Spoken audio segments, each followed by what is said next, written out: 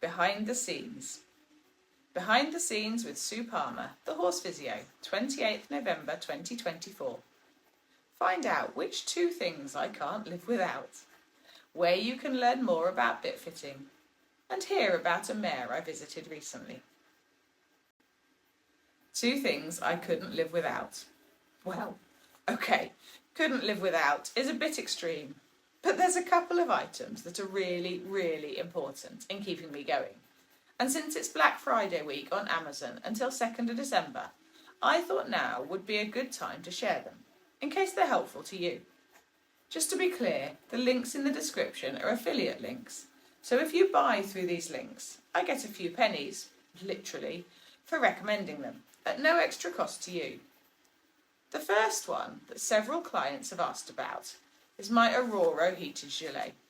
When I'm working outdoors in the cold, I wear a t-shirt, then my heated gilet, then whatever layers I need over the top of that. I bought myself a second battery, because when I have it on the hottest setting, I need 2 batteries to get me through my working day. The second is my massage gun.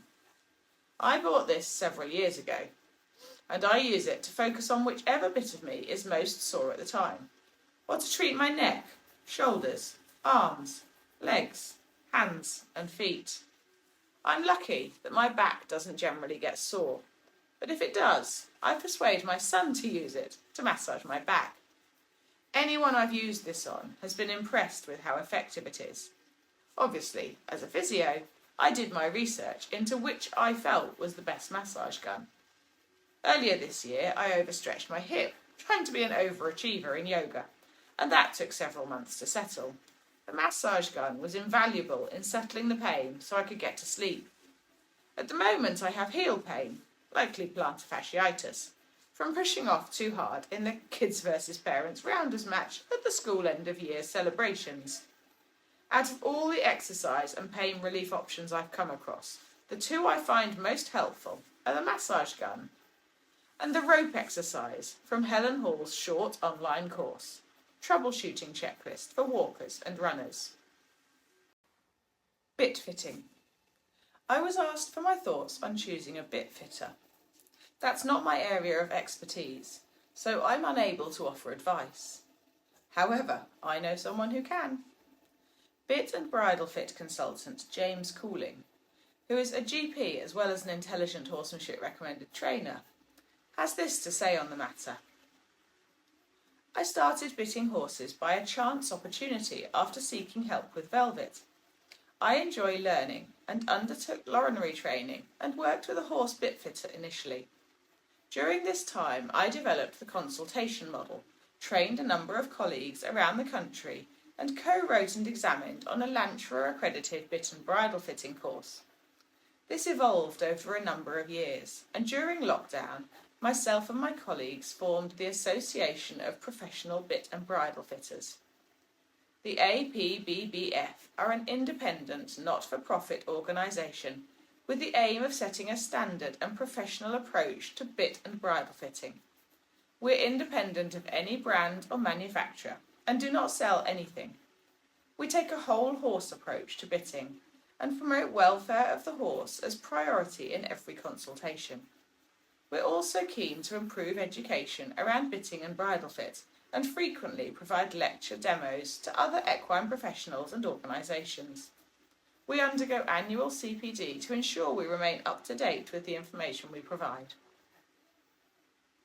You can find James's top bit fitting advice in the Intelligent Horsemanship article, Meet Bit and Bridle Fitting Expert and IH member James Cooling.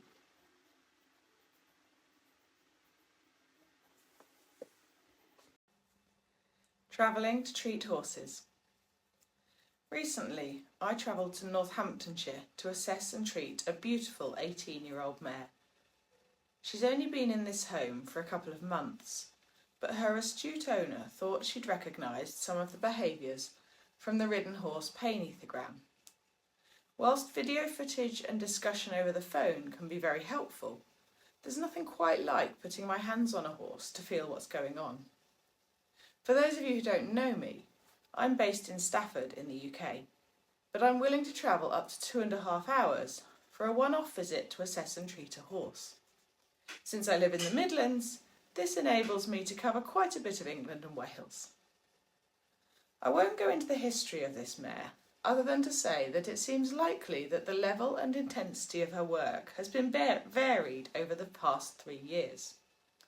As would be expected from most 18-year-old horses, she had areas of stiffness and soreness.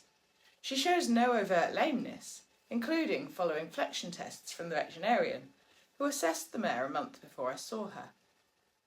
There's no doubt, though, that she's less happy trotting in the arena than she is trotting on the hard ground. This is especially obvious on a circle, as evidenced by her behaviour. Video footage of her in ridden work shows that she's less happy being ridden in the arena on the right rein than on the left rein, and her owner reports that she seems more willing and forward out hacking. Normally, in a case like this, the first port of call would be the veterinarian. Using the ridden horse pain ethogram, combined with my physio findings, we know that this mare likely has musculoskeletal pain somewhere. However, the veterinarian has already assessed this mare in hand and noted that there's no obvious lameness. She's happy to observe her ridden and investigate further.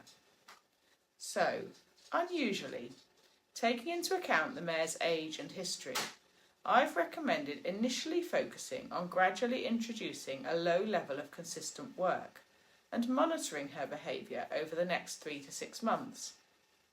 This is alongside regular physiotherapy and a now regular, consistent and good level of care from her support team, including the coach, farrier, equine dental technician, saddle fitter and nutritionist.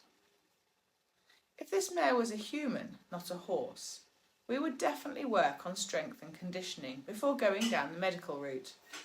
I'm suggesting that her ridden work focuses on hacking, where she appears comfortable, with a gentle 30-minute lesson in the school, perhaps once a fortnight, to reassess her ridden behaviour. I've also recommended in-hand exercises to build core strength, postural stability and spinal mobility. As long as the number of pain behaviours decreases over time, which is what I would expect as she mobilises and strengthens, then I believe this is a sensible and ethical approach for this individual. At any point in this time, the decision can be made to contact the veterinarian for further assessment.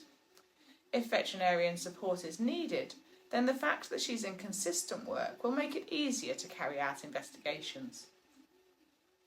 Now that I've seen the mare in person, her owner and I will keep in touch. Thank goodness for the ease of sending videos on WhatsApp. If necessary, we can set up a group WhatsApp with the team of professionals supporting her. I'm sure you can tell from this story how much I love my work. If you'd like to find out more about assessing the ridden behaviour of your horse, to be confident that they're comfortable, get yourself a copy of the book, Harmonious Horsemanship, which I co-authored with Dr. Sue Dyson. Happy horsing!